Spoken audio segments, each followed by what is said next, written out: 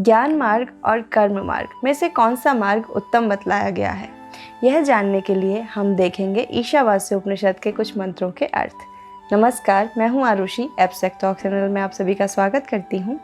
ईशावास्य उपनिषद के सीरीज़ को आगे बढ़ाते हुए आइए चलते हैं कुछ और मंत्रों की ओर। यहाँ मंत्र संख्या 9, 10 एवं 11 परस्पर दिए हुए हैं और ये इंटरकनेक्टेड हैं, तो मुझे लगा इनका अर्थ एक साथ ही बताना चाहिए। तो आइए शुरू करते हैं मंत्र संख्या 9 से। मंत्र कुछ इस प्रकार से है। अंधन तम प्रविशन्ति ये विद्यामुपासते ततो भूय इव ते तमो य उ विद्यायाम रता।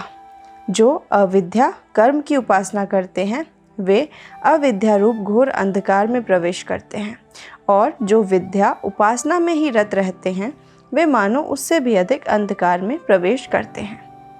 आइए जानते हैं कि इस मंत्र से हम क्या समझ सकते हैं। ऐसा मंत्र में कहा गया है कि जो व्यक्ति केवल कर्म में ही लिप्त रहता है, अपना पूर्ण जीवन केवल कर्म में ही व्यतीत कर देता है, उसके परे नहीं सोचना चाहता, सत्य को नहीं जान पाता, वह व्यक्ति मानो अंधकार में प्रवेश करता है। और जो व्यक्ति केवल उपासना में ही लिप्त रहता है वह मानो उससे भी अधिक अंधकार में प्रवेश करता है। अब सोचने वाली बात यह है कि यदि कर्म करने वाला व्यक्ति भी अंधकार में प्रवेश करता है और उपासना करने वाला व्यक्ति भी अंधकार में प्रवेश करता है, तो मनुष्य के लिए उचित क्या है और हमें क्या करना चाहिए? यह जानने के लिए आइए चलते हैं मंत्र संख्या 10 की ओर। मंत्र कुछ इस प्रकार से है। अन्य देवाहुर्विद्या अन्य दाहुर्विद्या इति शुश्रुम धीराणाम ये नस्तद्वित चक्षुरे। अर्थात विद्या देवता ज्ञान से और ही फल बतलाया गया है तथा अविद्या कर्म से और ही फल बतलाया गया है। ऐसा हमने बुद्धिमान पुरुषों से सुना है जिन्होंने हमारे प्रति उसकी व्यवस्था की थी। अब ऐसा कहा गया है कि विद्या से मनुष्य को कुछ और ही फल की प्राप्ति होती है और कर्म से कुछ और ही फल मिलता है। तो आइए जानते हैं वह किस प्रकार का है। इसके लिए देखते हैं मंत्र संख्या 11। मंत्र कुछ इस प्रकार से है। विद्याम च विद्याम च यस्तद्वेदो भयं सह अविद्यामृत्यम तीर्थवा विद्यामृतमश्नुते। अर्थात जो विद्या और अविद्या इन दोनों को ही एक साथ जानता है वह अविद्या से मृत्यु को प्राप्त कर लेता है और विद्या से अमृतत्व को प्राप्त कर लेता है। आइए जानते हैं कि मंत्र में क्या उपदेश दिया गया है।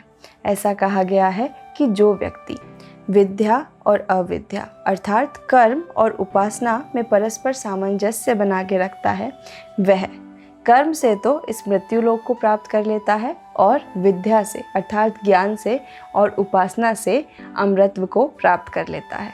तो कितने सरल शब्दों में हमें बता दिया गया है कि हमारे लिए ज्ञान व कर्म दोनों ही बराबर उपयोगी हैं।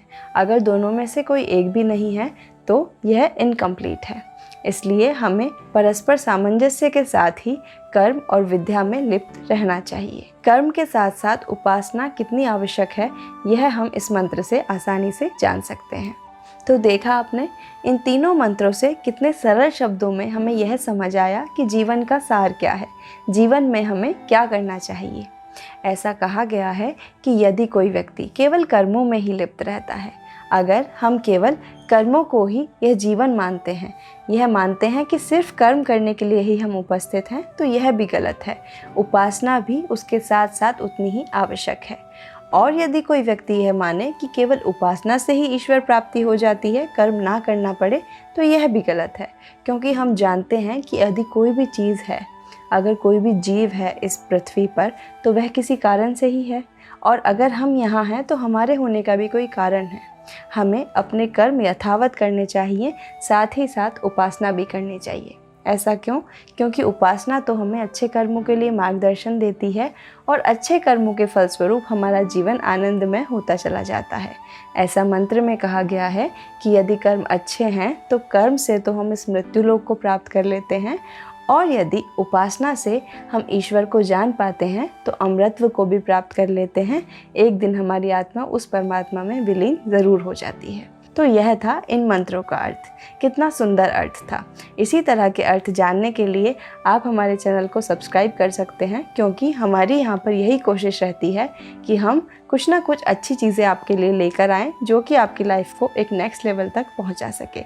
तो मिलते हैं नेक्स्ट वीडियो में। ईशावास्योपनिषद की सीरीज़ को और आगे बढ़ाएंगे। धन्यवाद।